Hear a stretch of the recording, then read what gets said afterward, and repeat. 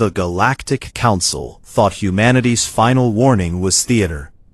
Admiral Marcus Webb stood before 73 species, delivered coordinates, timestamps, and rules of engagement.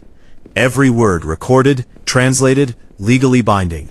They laughed, called us primitive, voted to continue their blockade of our colonies, their raids on our supply lines. That was 48 hours ago. Now Webb's fleet sits at the edge of their empire's heart system, weapons hot, and the galaxy is about to learn why you never ignore a human promise. If you love stories where humanity shows the universe what real strategy looks like, hit that like button and subscribe to HFY Endurance Tales, because this council is about to get the education of their lives. Let's move forward into this trial that will reshape the stars. Marcus Webb had warned them. Not with passion, not with rage, with paperwork. Standing in the Grand Assembly of the Galactic Union 48 hours earlier, he'd presented everything in triplicate. The timeline of human colony raids, the civilian casualty counts, the destroyed supply convoys, 27 separate incidents over 6 months, each one documented, each one ignored. The assembly chamber had been designed to intimidate, a sphere 300 meters across, ringed with observation galleries where representatives from 73 species watched the proceedings. The Velkarn dominated the upper tiers, their crystalline bodies refracting light in patterns that denoted status. The Thracic occupied the middle galleries, their segmented forms coiled in aggressive postures. And everywhere else, the smaller species that had learned survival meant siding with strength. Webb had kept his voice level throughout the presentation. He was 42, career Navy, with the kind of face that looked carved from granite, and the reputation for perfect operational execution that had earned him command of the 3rd Expeditionary Fleet. He didn't raise his voice, didn't need to. Final warning, he'd said, activating the holographic display that showed every warship position, every supply depot, every command station in human space, and in Velkarn space. You have 72 hours to withdraw all military forces from human territory, return all seized assets, and present yourselves for tribunal proceedings regarding war crimes. This is recorded. This is lawful under Union Charter, Article 47, Sections 3 through 9. This is your last opportunity. The Velkarn High Counselor, a being named Shares, whose body contained crystalline structures that sang with electromagnetic resonance, had actually laughed. The sound had rippled through the chamber, like breaking glass. The humans believe they dictate terms, Shares said, her voice carrying through translation matrices to every species present. How refreshingly primitive. Webb had nodded once, saved the recording, and left. Now 48 hours later, he stood on the bridge of the UESC Defiant, a Valkyrie-class dreadnought that represented humanity's answer to galactic engineering.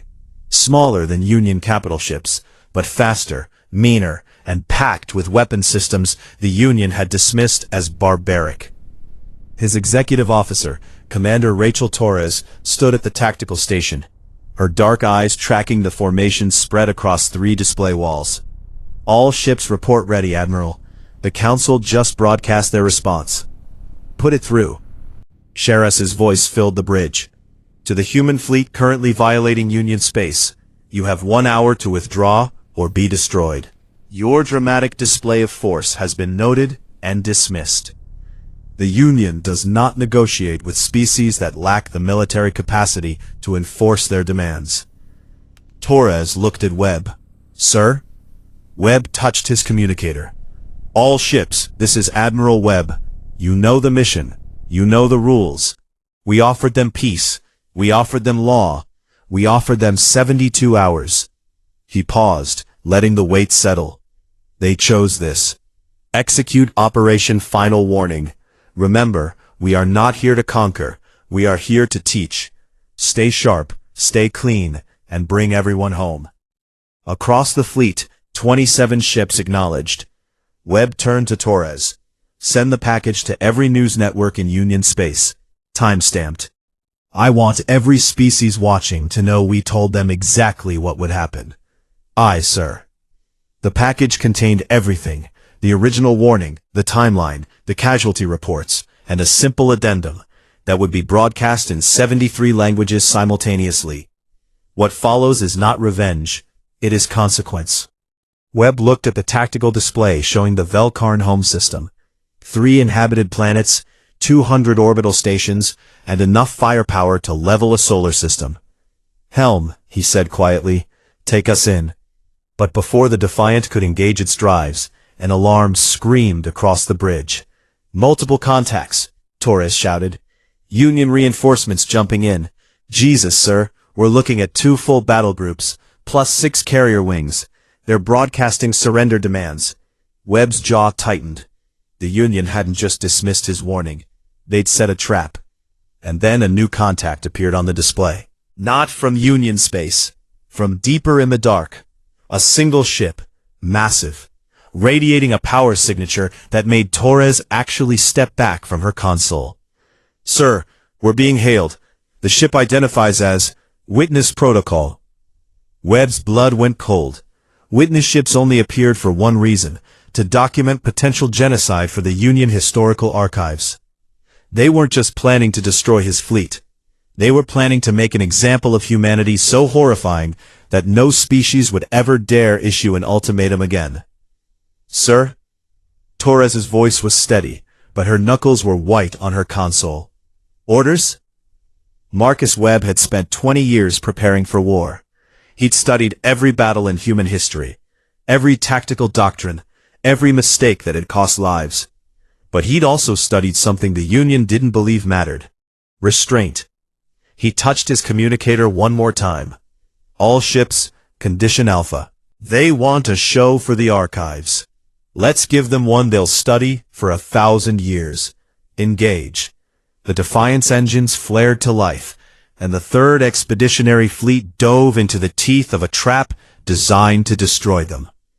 But Marcus Webb had spent 48 hours preparing for exactly this scenario, and the Union was about to discover that when a human sends final warning, every word after that was already written. The trap was elegant. The Union battle groups had positioned themselves in a classic encirclement pattern, hammer and anvil, with the carrier wings providing suppression fire to prevent jump escapes. It was textbook Union doctrine, proven effective against 17 species over 200 years of expansion. It would have worked against anyone who fought like the Union expected. "Tactical dispersion pattern Delta 7, Webb ordered, watching the holographic display as his fleet scattered like water droplets hitting hot oil. The Union commanders would expect a defensive formation, shields overlapping, ships protecting each other. Instead, Webb's ships broke into 3 ship cells, each moving on independent vectors, each targeting different approach angles. "They're adjusting," Torres reported. "Velkarn command ship is coordinating intercepts." "Let them." Webb zoomed the display on the Witness ship, a kilometer-long vessel whose hull was covered in sensor arrays and recording equipment. "Comms, tight beam to the Witness ship, audio and visual." A face appeared on his screen, not Velkarn, but Ashvir, a species known for their neural processing speed and their role as Union archivists. The being had 6 eyes arranged in a hexagonal pattern around a central sensory cluster, and her skin rippled with bioluminescent patterns that indicated confusion. "I am Keeper Zalana," she said, her voice translated into crisp English. "You are transmitting during combat operations?" "I'm transmitting during your documentation session," Webb corrected. "Your archives will want the full context. I'm Admiral Marcus Webb, commanding officer of this fleet. For the record, we delivered formal warning 72 hours ago per Union Charter, Article 47. The Union Council rejected that warning and initiated hostile action. What you're about to witness is our lawful response to military aggression. I want that time-stamped." Zeoyana's bioluminescence shifted to patterns Webb's cultural database identified as surprise. "You wish us to document your defeat?" I wish you to document the truth. Webb cut the transmission and turned back to tactical. The first Union battle group was closing fast, their capital ships moving in perfect formation. Their shields were overlapping, their firing solutions coordinated through the quantum link network that made Union fleets so effective. It was beautiful, really. Disciplined. Textbook. Also completely predictable. Target package Alpha, Webb said. Fire on my mark. His ships didn't target the Union vessels. They targeted the space between them. 27 ships fired simultaneously, but not at hulls or shields.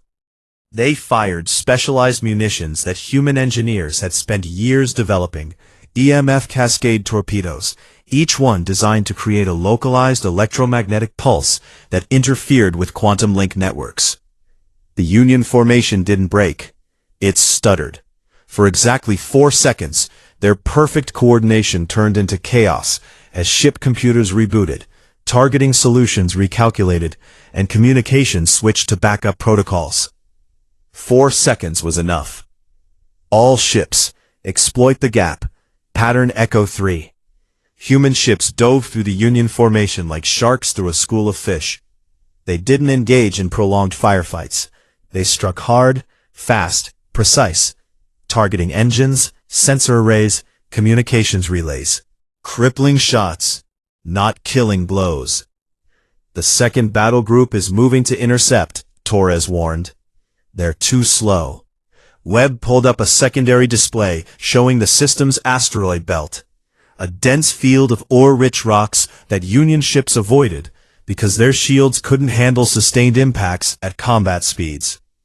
Human ships, designed with smaller profiles and more maneuverable engines, dove straight into it. Sir, they're not following, Torres said, surprise evident in her voice. They think we're hiding. Webb smiled grimly. We're not hiding, we're shopping.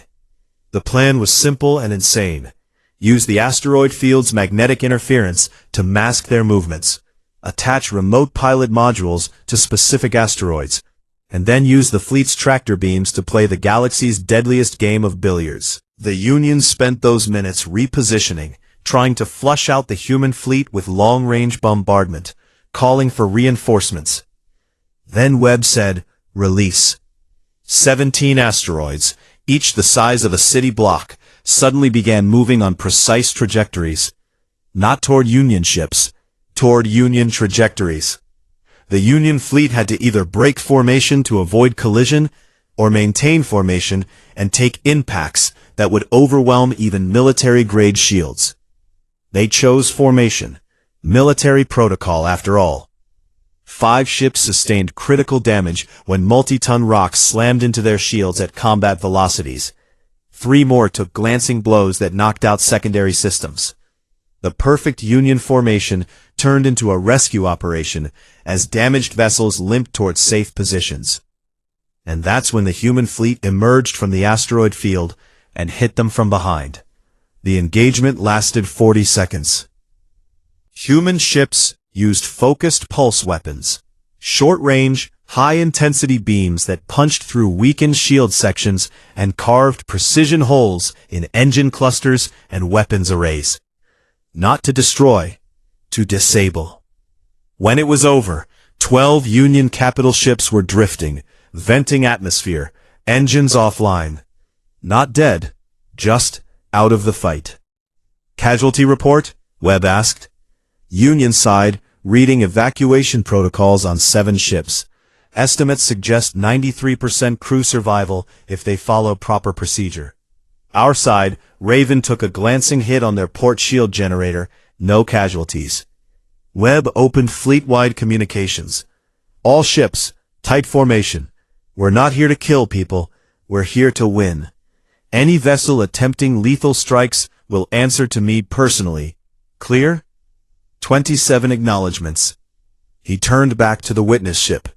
Keeper Zalana, I'm transmitting something for your archives. The complete battle plan we filed 72 hours ago. You'll note every strike, every trajectory, every casualty estimate matches our projections within 2%. This isn't luck. This is what happens when you ignore a warning from people who actually did the math. On the witness ship, Zilana was reviewing the data with all 6 eyes, her bioluminescence patterns shifting rapidly through configurations her translator couldn't quite interpret. The Union had always believed humanity's warnings were bluffs, that humanity's military capacity was exaggerated, that their supposed strategic doctrine was propaganda designed to compensate for technological inferiority. They were learning otherwise. But the main Union fleet hadn't even engaged yet. And the Velkarn High Council, watching from their palace on the homeworld below, had just authorized deployment of their planetary defense network, orbital platforms that could sterilize a continent with a single salvo. Torres saw them powering up. "Admiral, we've got multiple high-energy signatures. They're bringing the big guns online." Webb had expected this, had in fact planned for it. "Signal the Lincoln and the Thermopylae. Execute Operation Shield Wall." 2 ships broke formation and positioned themselves directly between the human fleet and the orbital platforms. Their shields flared to maximum, and then something happened that made Keeper Zilana actually transmit an alarm signal. The ships activated a networked shield matrix that human engineers called the Barrier Protocol, overlapping energy fields that could theoretically withstand sustained bombardment from planetary defense weapons. The Velkarn platforms fired. The energy release was enough to ionize local space, turning the entire engagement zone into a light show visible from the planet's surface. The 2 human ships shuddered under the impact, their shields flaring white-hot, their hulls groaning under stress that would have crushed most vessels. But they held. And while the platforms were recycling their capacitors for a second salvo, Webb launched the second phase of Operation Final Warning. 6 ships, moving at maximum speed, each carrying a payload the Union hadn't seen coming. Electronic warfare packages that would hack into the orbital platform's control systems and broadcast a simple message in every language the Union recognized. The message appeared on every screen in the Velkarn home system simultaneously. Final warning was given. Final warning was ignored. What follows is not our choice. And then the human fleet did something no attacking force in Union history had ever done. They transmitted surrender terms. Full evacuation corridors, medical aid for wounded, guaranteed prisoner rights under Union law. 48 hours to comply. The same terms Webb had offered 72 hours ago. Keeper Zilana, watching from the witness ship, finally understood what she was documenting. This wasn't a battle. It was a lesson. But as her 6 eyes watched the tactical display, a new contact appeared on her sensors. Something massive, jumping in from the edge of the system. A Thracic war hive. The Union's ultimate weapon. A mobile fortress carrying 30,000 warriors and enough firepower to crack a moon. And it was broadcasting a declaration of total war against humanity. The Thracic war hive translated into real space like a wound in the universe. 3 kilometers of segmented armor plating, bristling with weapons that predated human spaceflight, crewed by a species that viewed combat as a religious calling. On the Defiance Bridge, Torres pulled up the threat analysis. "Sir, that's the unyielding swarm. They fought in the Third Union War, casualty count over 6 million before the enemy surrendered." Lovely. Webb studied the massive vessel. The Thracic were everything the Union claimed to have evolved past. Aggressive, territorial, utterly convinced of their superiority. They joined the Union 200 years ago when the alternative was extinction. Now they served as enforcers, the species the Union deployed when they needed someone else to do the dirty work. The hive mind's voice came through on all channels, translated from complex pheromone patterns into flat mechanical English. "You have violated sacred Union space. You have damaged Union vessels. You have threatened Union worlds. The swarm has been authorized to cleanse this system of your presence. You have one option. Die with honor by remaining, or die with shame by fleeing. Choose. Webb looked at Torres. You know, I almost missed the Velkarn. At least they were polite when they threatened genocide. Sir, that thing outguns our entire fleet combined. If we engage, we won't. Webb opened a channel to the War Hive. This is Admiral Marcus Webb. Under Union Charter Article 12, I invoke right of documentation. This engagement is being witnessed by a registered keeper vessel. Any action you take is subject to Union legal review. There was a pause. Then, acknowledged. The swarm fights for the Union. Our actions are legal. Your warning is irrelevant. Prepare for engagement. Second part. Webb continued calmly. I'm transmitting coordinates to a secondary location 3 light minutes from here. Civilian Union transport convoy. 12 ships. 20,000 passengers, including Velkarn families evacuating from border colonies. If you engage this fleet, your weapons fire has a 62% probability of causing cascade damage to their jump corridor. Another pause, longer this time. You are bluffing. I'm filing a legal motion. Webb nodded to Torres, who transmitted the full calculation package to both the War Hive and the witness ship. Keeper Zilana, please note the tactical assessment. The Union hired the Thracic to do their violence. If civilian casualties result, the Union Council is legally liable under Article 9, Clause 44. That's the one about prohibited weapons in civilian space.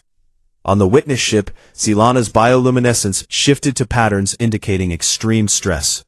She was watching a human commander weaponize Union law in real time, using the very charter designed to protect Union citizens as a shield against Union military forces.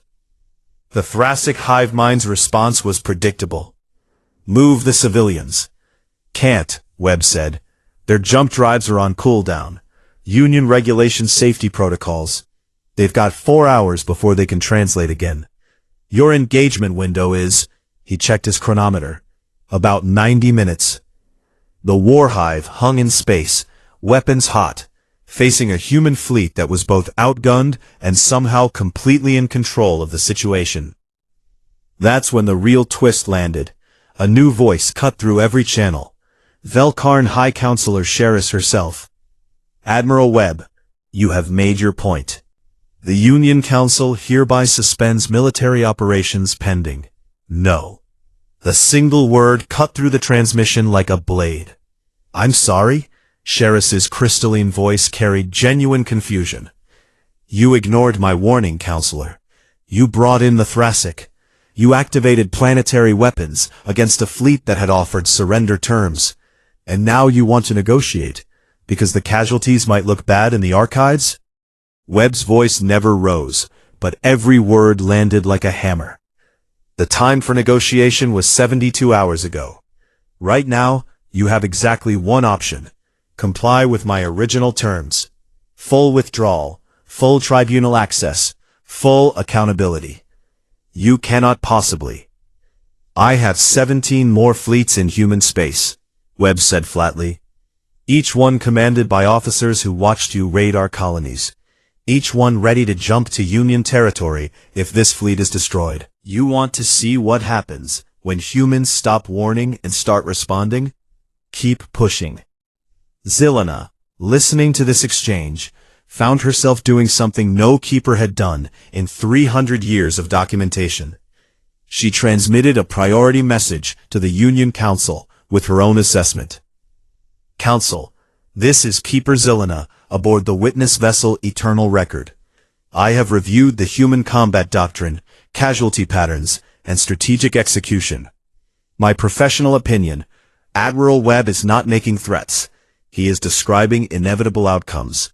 The humans fought this battle to minimize casualties while achieving complete tactical dominance. If pushed further, they will escalate proportionally.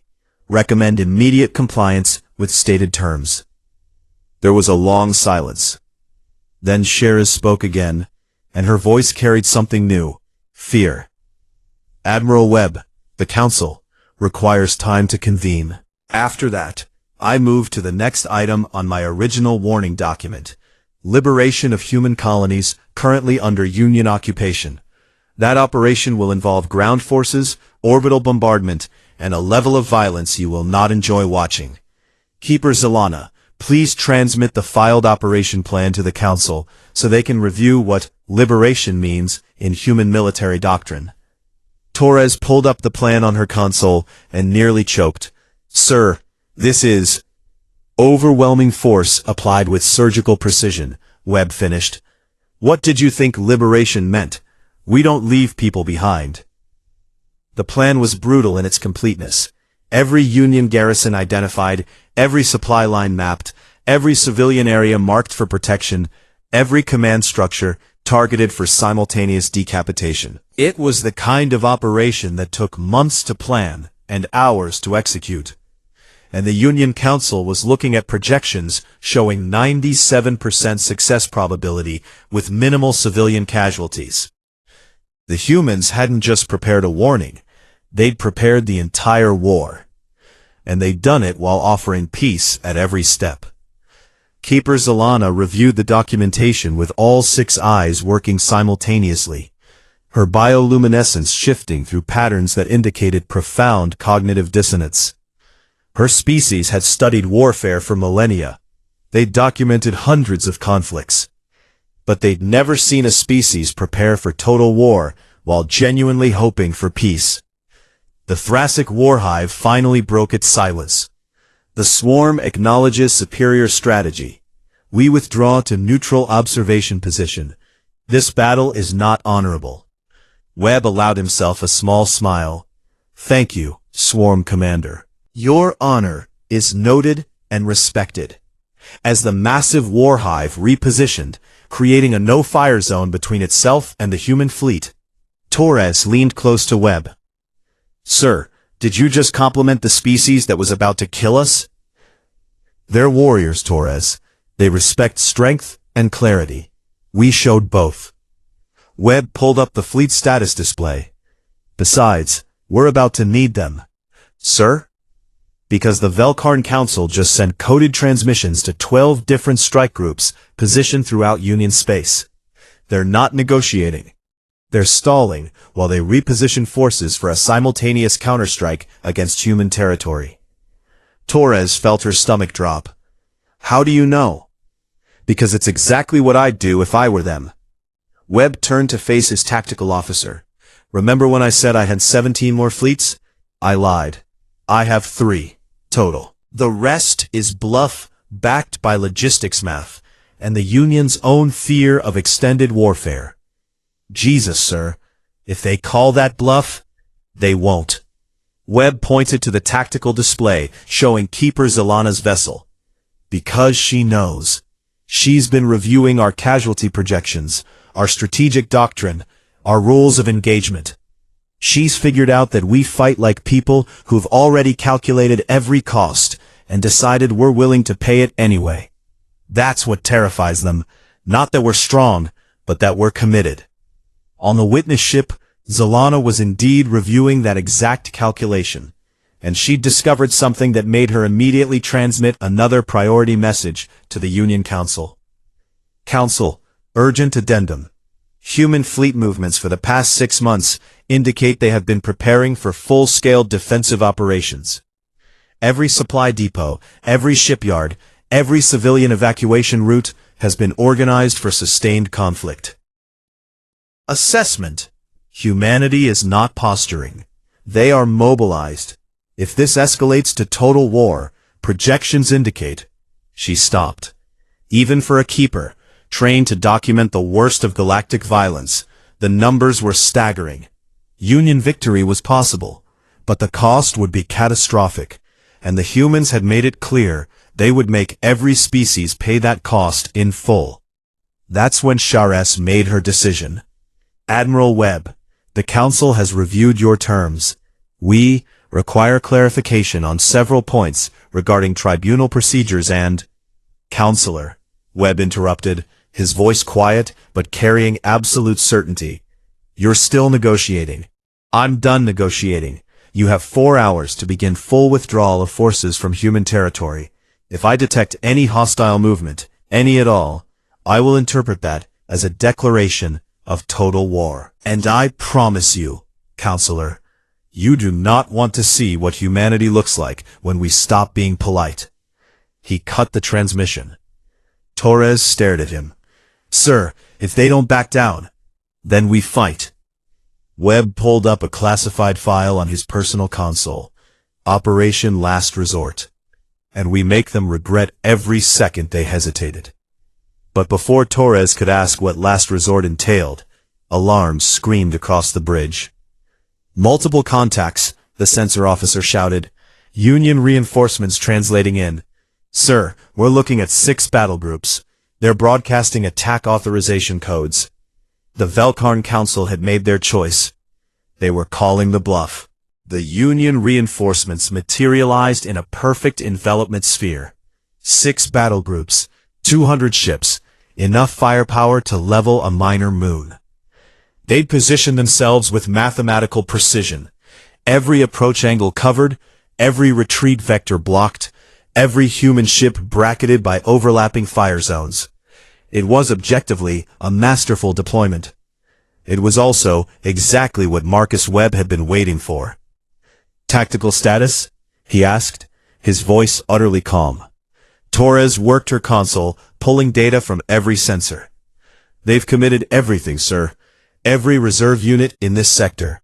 They're broadcasting ultimatum terms. Complete surrender in 10 minutes, or they open fire. Send to all ships. Acknowledge their transmission, then execute Protocol Midnight. Torres's hands froze over her console.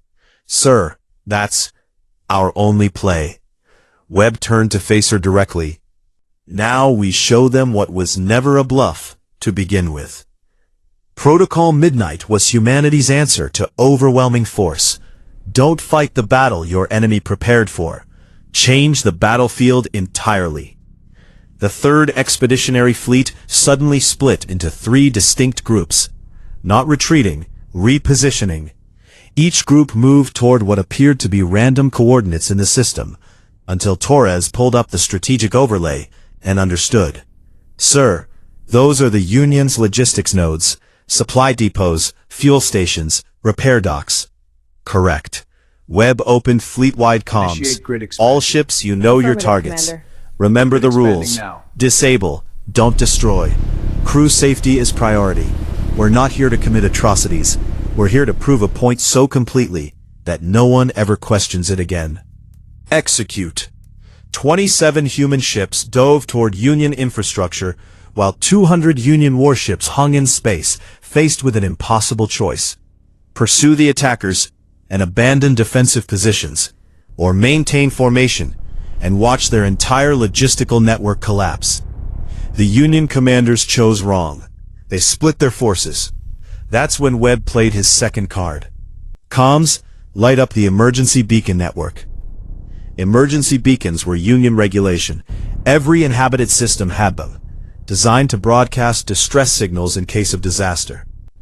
Webb had spent 6 months having human intelligence teams very quietly hack into those systems, not to disable them, but to reprogram them for one specific moment. Every beacon in the Velkarn home system suddenly activated simultaneously, broadcasting the same message in 73 languages. Civilian emergency. All Union forces stand down. Unknown threat detected. It was pure psychological warfare. Union ships found themselves receiving contradictory orders. Pursue the humans, protect infrastructure, respond to civilian emergency, maintain formation. Their communication networks overloaded, trying to sort genuine signals from false ones. The chaos lasted 45 seconds. That was enough for human ships to reach their targets. The supply depot at Station Gamma 7 never saw the boarding teams until they'd already seized control of the reactor systems. The fuel station orbiting the second moon found itself politely but firmly occupied by a Marine platoon that disabled all weapons but left life support and communications running. The repair docks suddenly had new managers who transmitted a simple message: "You're closed for renovation." And through it all, not a single casualty, because Webb had meant what he said. They weren't there to kill. They were there to win. On the witness ship, Keeper Zalana watched with all 6 eyes as human forces executed the most perfectly coordinated infrastructure seizure in recorded history. She transmitted continuous updates to the Union Council, her bioluminescence patterns cycling through configurations that indicated profound shock.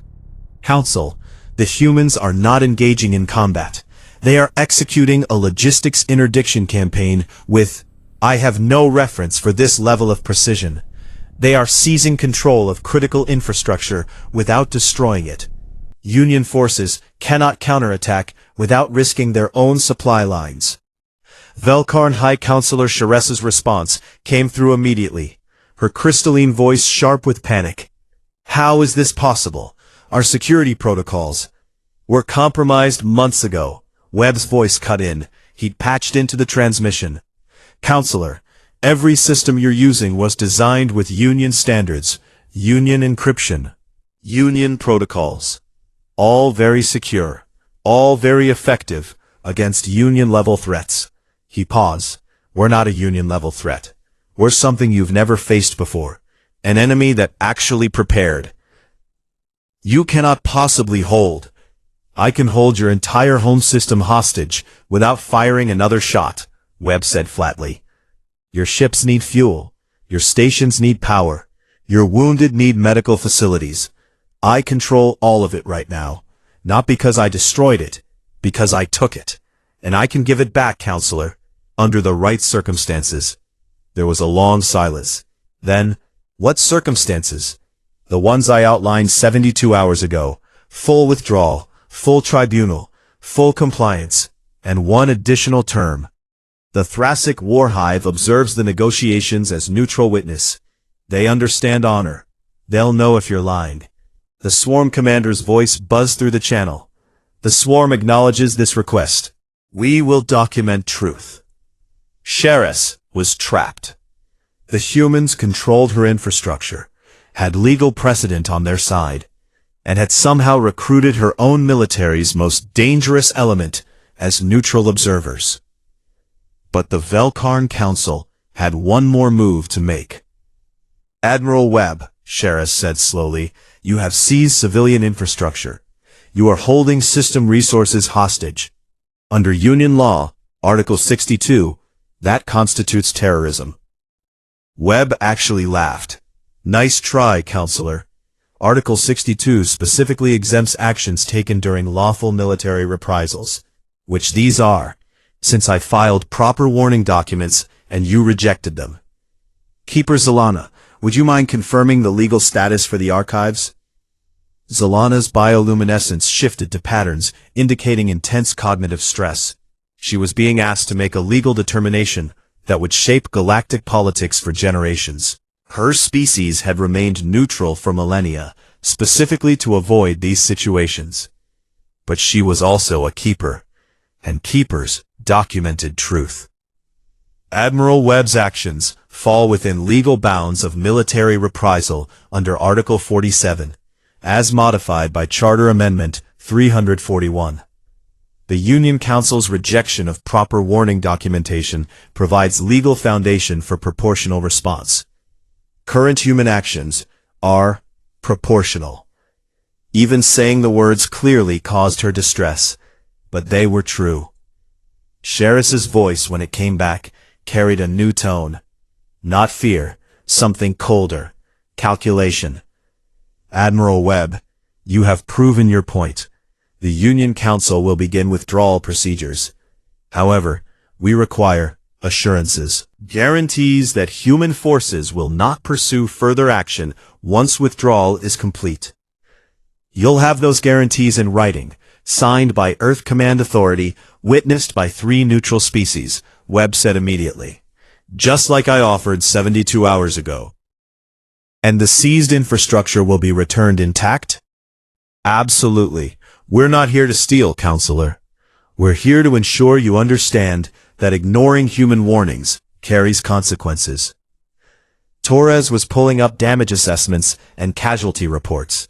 Sir, final count. Union side has 83 wounded, 0 dead.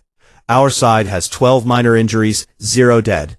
Total infrastructure damage across the entire engagement, minimal. Most systems can be back online within 6 hours. Webb nodded. This was what he'd been aiming for. Complete military victory with minimal bloodshed. A lesson delivered so precisely that no one could claim it was excessive or cruel. Just effective. But then Zilana's voice cut through the channel, carrying genuine alarm. Admiral Webb, I am detecting energy signatures consistent with Velkarn neural interface weapons. Those are banned under Union Charter as inhumane. Webb's expression went cold.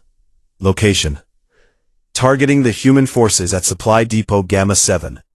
The supply depot where Lieutenant Commander Sarah Mitchell was currently negotiating with the station's civilian administrator.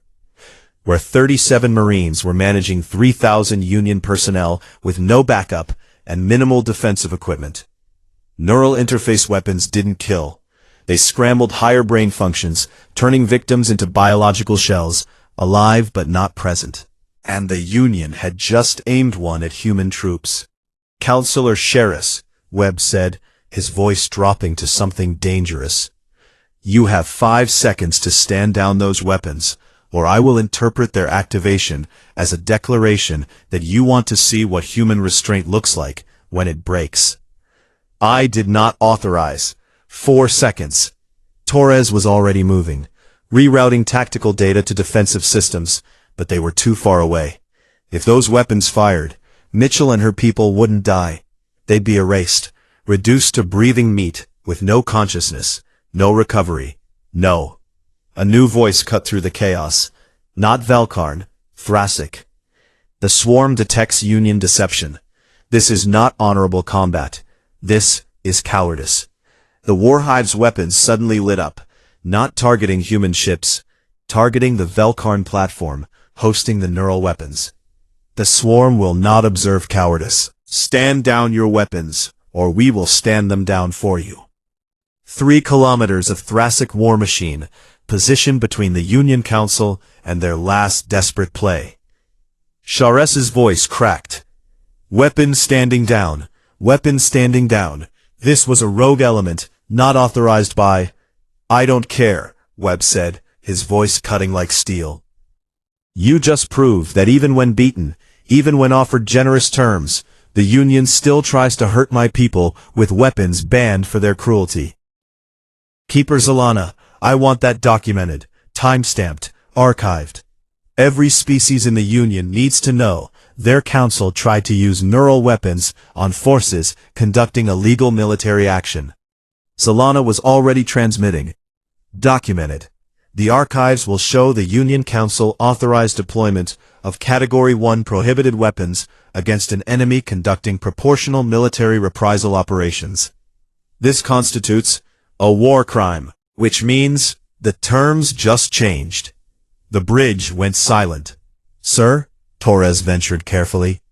Webb pulled up a new document, something he'd hoped he'd never need to use. New terms, Counselor. Full withdrawal, full tribunal, full compliance, and one addition.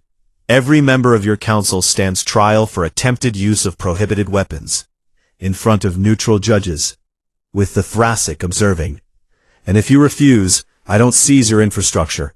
I publish this recording on every news network in Union space, and let your own citizens decide whether you deserve to keep power. It wasn't military force. It was political destruction. And Sheres knew it. You cannot... I already did. The recording is loaded. The transmission protocols are ready.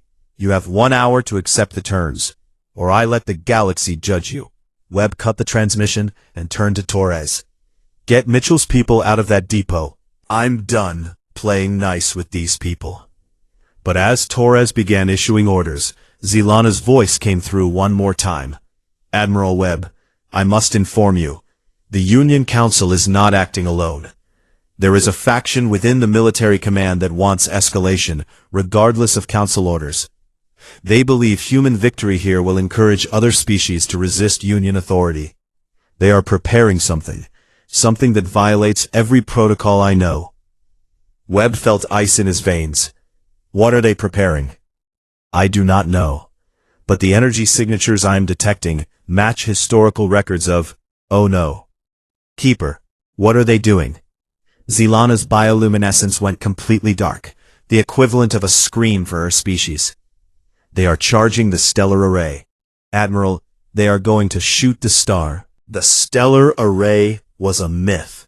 That's what every human intelligence assessment had concluded. A weapon system supposedly built by the Velkarn's predecessors, capable of inducing controlled instability in a star's corona. Not enough to trigger a supernova, but enough to create solar flares that would sterilize the inner system.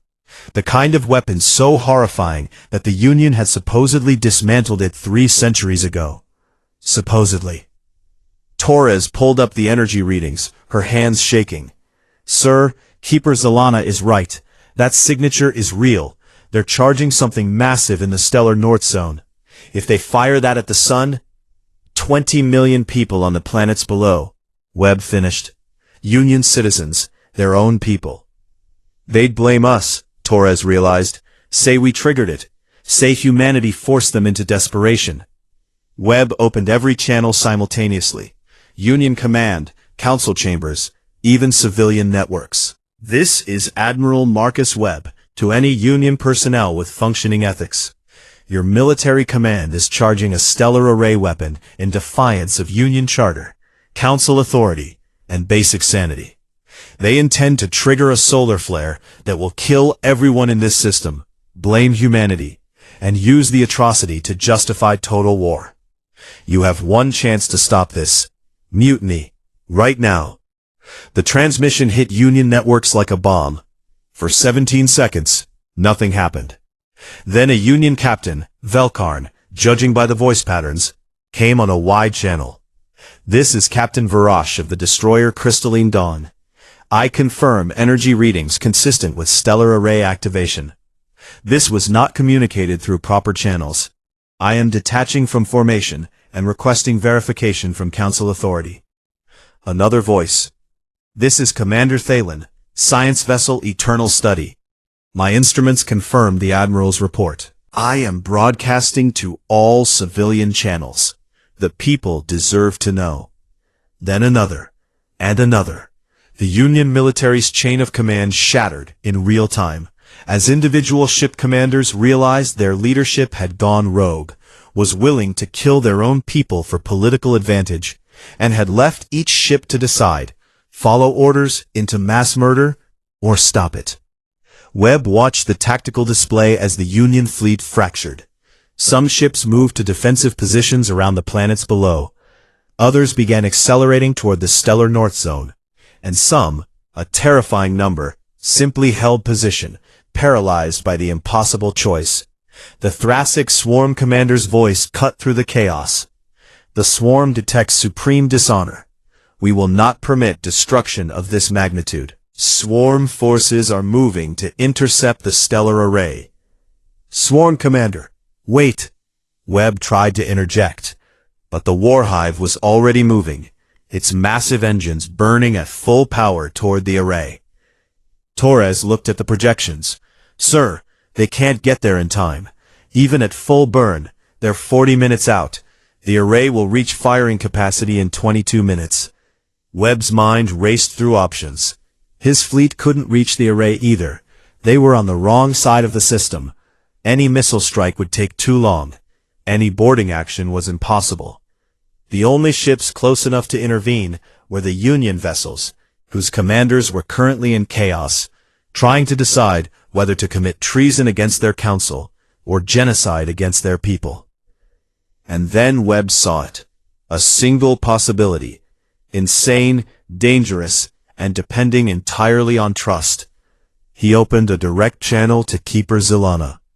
Keeper, your ship has the most advanced sensor and communications array in this system. Can you hack the stellar array's firing protocols? Admiral, I am a Keeper. We document. We do not intervene. We have not taken direct action in military conflicts for... Keeper Zelana, Webb said quietly, you're about to document the death of 20 million people unless you make a choice. The rules that kept your species neutral? They were designed for normal warfare. This isn't warfare. This is one faction deciding to commit genocide to prove a political point. Your archives won't matter if everyone's dead. All 6 of Zelana's eyes focused on her console. Her bioluminescence cycled through patterns that her own species would recognize as existential crisis. A keeper, asked to break every protocol, to become part of the history instead of merely recording it. She began, then stopped. Started again. My ship's systems are designed for observation, not intrusion warfare. Even if I attempted to interface with the array, their security would be Union standard, Webb interrupted. Which means it was designed to stop Union attacks, not human ones. He transmitted a data package. That's every security vulnerability my intelligence teams have been cataloging for 6 months. You have better computer systems than I do. You just need to use them. Zelana stared at the data. It was beautiful, in a terrifying way. Months of preparation, careful analysis, every backdoor and protocol weakness documented. The humans hadn't been bluffing about anything. They'd been preparing for a war they desperately hoped to avoid, and now that preparation might be the only thing standing between survival and catastrophe. If I do this, Zelana said slowly, the Keeper Corps will consider it a violation of fundamental principles. I will likely be stripped of my position, my archive seized, my species' reputation compromised. Yes, Webb said simply, and 20 million people will be alive to judge whether you made the right call. Zelana's bioluminescence went completely still, the equivalent of holding one's breath. Then she activated her ship's intrusion systems. I am attempting access. My species will not forgive me. I hope yours remembers this correctly. Keeper, if you pull this off, humanity will build monuments to you. Her 6 eyes worked in perfect coordination, navigating through Union security protocols with the processing power that made her species perfect archivists. She'd spent her entire life learning Union systems, how they worked, how they connected, how they were supposed to be impenetrable. She found 17 vulnerabilities in 90 seconds. I am inside their network. The array is... Oh, this is worse than I thought. They're not just charging it. They've overridden every safety protocol. When this fires, it won't just cause a solar flare. It will trigger a cascade reaction that could make the star unstable for months. Everyone in the inner system will die, slowly. Webb felt his jaw clench. Can you stop it? I can reduce it, not stop. The charging process has reached critical momentum, but I can force the array to fire at minimal power, enough to cause communications disruption, maybe some minor electrical damage, but not enough to sterilize planets. Do it. Zelana's appendages moved across her console in patterns too fast for human eyes to track. She was rewriting Union military software in real time, turning a doomsday weapon into something almost benign. Almost. 60 seconds to firing. I am implementing restrictions. The array commanders are attempting to override my intrusion, allocating processing power to counter intrusion defense. On the Defiance Bridge, Torres pulled up the tactical display. Sir, some Union ships are moving toward the Keeper vessel. I think they figured out what she's doing. All human ships, emergency intercept. Anyone touches that Keeper vessel, and we show them exactly how ugly our weapons can get. Move. The 3rd Expeditionary Fleet, outnumbered and outgunned, positioned itself between Zelana's ship and the approaching Union vessels. Not to attack, simply to be in the way, to make it clear that hurting Zelana meant going through them. Several Union commanders, watching human ships willing to die defending an alien they'd met hours ago, made their choice. They stood down. Others didn't. Incoming fire, Torres shouted. 3 Union ships are engaging.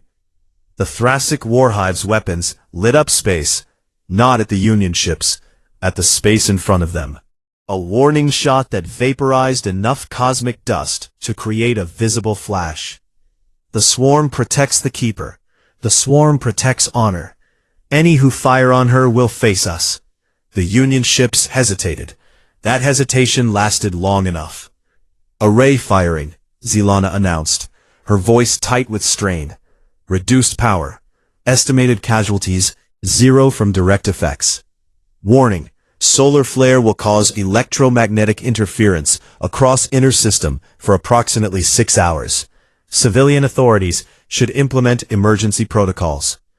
The stellar array discharged its accumulated energy at a fraction of its intended power. The sun's corona erupted in a magnificent display of magnetic fury. Beautiful, dangerous, and compared to what could have happened, merciful. On planets below, emergency systems activated. Shields went up. Power grids switched to backup. 20 million people watched their sky light up with colors that shouldn't exist, while automated broadcasts told them to shelter until the radiation passed. They didn't know how close they'd come to extinction. But the Union Council did, and every species in Union space was about to know too, because Keeper Zelana was already transmitting her complete documentation to every Keeper archive in the galaxy. "It's done," she said, her bioluminescence flickering with exhaustion. "The archives will show everything. The attempted stellar array firing, the faction's willingness to commit genocide, your warning, your restraint, your," she paused, "honor." Webb closed his eyes briefly. "Keeper Zelana, on behalf of humanity, thank you. You saved millions of lives today." "I violated every principle my species holds sacred," Zelana replied quietly. "You held to a more important one, protecting the innocent." That's evolution. On the Velkarn homeworld, High Counselor Sheris was in emergency session with what remained of the Council's authority. The military faction that had tried to fire the stellar array was under arrest. Several high-ranking commanders were already in custody. And the recordings, damning, complete, irrefutable, were spreading across Union networks faster than any containment could stop. The Council had a choice: admit failure and negotiate peace, or try to spin this as humanity's fault and guarantee total war. Sheris, watching the polling data from her own people, Union citizens horrified that their government had nearly killed them, made the only choice she had left. She opened a channel to the defiant. "Admiral Webb, the Union Council formally accepts your terms, all of them. Complete withdrawal, complete tribunal access, complete accountability. We will present ourselves to neutral judges and accept whatever judgment is rendered. We were wrong about everything." And Webb didn't gloat, didn't celebrate, just nodded. "Send your representatives to my flagship. We'll work out the details. And Counselor, for what it's worth, I'm sorry it came to this. We genuinely wanted peace." "I know," Sheris said softly. "That's what makes this so much worse. We could have listened. We chose not to." The transmission ended. Torres looked at Webb. "Sir, we did it. We actually did it." "We survived," Webb corrected. "Now comes the hard part. Making sure this never happens again." 3 months later, the tribunal convened on a neutral station in the Ashvir home system, chosen specifically because the Ashvir had no military power and no political ambitions, only their reputation for fair judgment. Marcus Webb stood in the observation gallery, wearing his dress uniform but not speaking. He wasn't here to testify today. That honor belonged to someone else. Keeper Zelana approached the witness platform, her 6 eyes scanning the assembled judges, representatives from 17 neutral species, all chosen for their distance from Union politics. Her bioluminescence was steady now, no longer flickering with uncertainty. "Keeper Zelana," the lead judge said, a being whose species Webb didn't recognize. "You are here to present your documentation of the events at Velkarn Prime. Before you begin, I must ask, you violated your species' fundamental principle of non-interference. Why?" Zelana's bioluminescence shifted to patterns her translator rendered as simple honesty. Because I realize that true neutrality does not mean standing aside while genocide unfolds. It means standing for truth, regardless of personal cost. The humans taught me that. They warned, they offered peace, they fought with restraint. And when their enemy tried to commit an atrocity, they stopped it, not because it served their interests, but because it was right. I could do no less. She activated the holographic display, and the tribunal watched 3 hours of unedited footage. The original warning, the Union's dismissal, the battle, the seizure of infrastructure, the attempted stellar array firing, and humanity's response to all of it. When the recording ended, the gallery was silent. The lead judge looked at the Union Council representatives, Sheris and 12 others, all awaiting judgment. High Counselor Sheris, you have seen the evidence. Do you dispute any element of this documentation? No, Your Honor. And do you acknowledge that humanity's actions, while severe, fell within legal bounds of military reprisal under Union Charter? Sheris's crystalline body seemed to dim. Yes, Your Honor. Then I have only one question for you. Why did you ignore their warning? There was a long pause. Then Sheris spoke, her voice carrying through the chamber with painful clarity. Because we thought they were bluffing. Because we had never encountered a species that prepared so thoroughly for war while genuinely hoping for peace. Because we assumed their morality was weakness and their restraint was fear. We were wrong on every count. The lead judge nodded slowly. The tribunal will now render judgment. The Union Council is found guilty of initiating military action against a species that had filed proper warning documentation.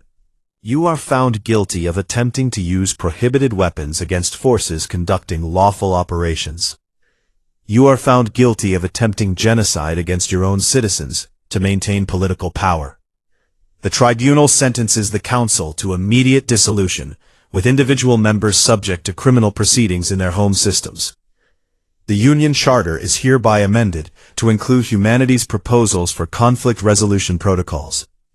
And all Union military forces are ordered to withdraw from contested territories immediately. It wasn't everything humanity had wanted, but it was justice. In the gallery, Webb felt Torres's presence beside him. We should feel more victorious about this, she said quietly. Should we? Webb gestured to the council members being led away. We proved our point. We won the war. But look at the cost. 3 months of legal proceedings, 12,000 wounded on both sides, and a political system that has to be rebuilt from the ground up. Victory shouldn't feel this heavy. Sir, we saved millions of lives. We stopped a genocide. We proved that humanity can fight by rules even when our enemy doesn't. I know. Webb smiled slightly. But I keep thinking about those 72 hours before the fighting started. If they'd just listened, if they'd taken the warning seriously, all of this could have been avoided.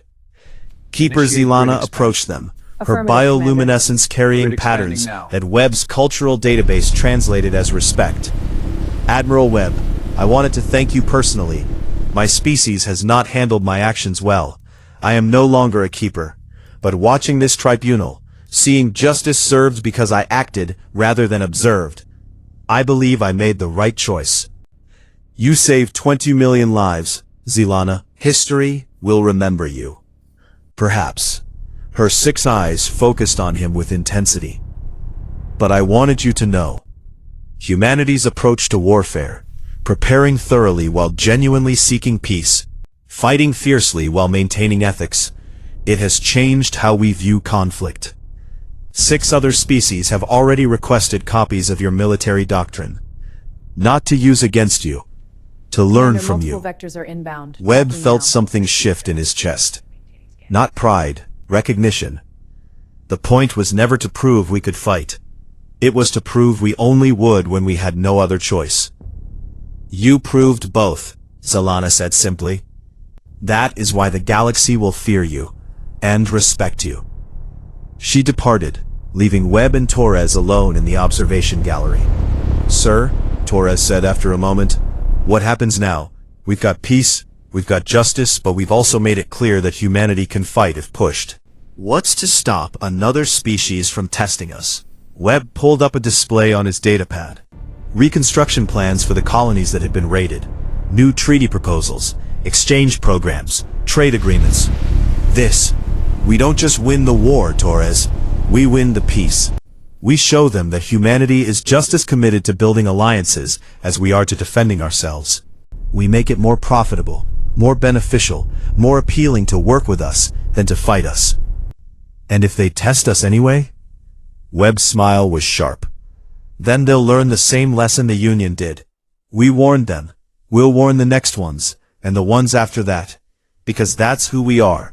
People who'd rather talk than fight, but who'll finish any fight that's brought to us.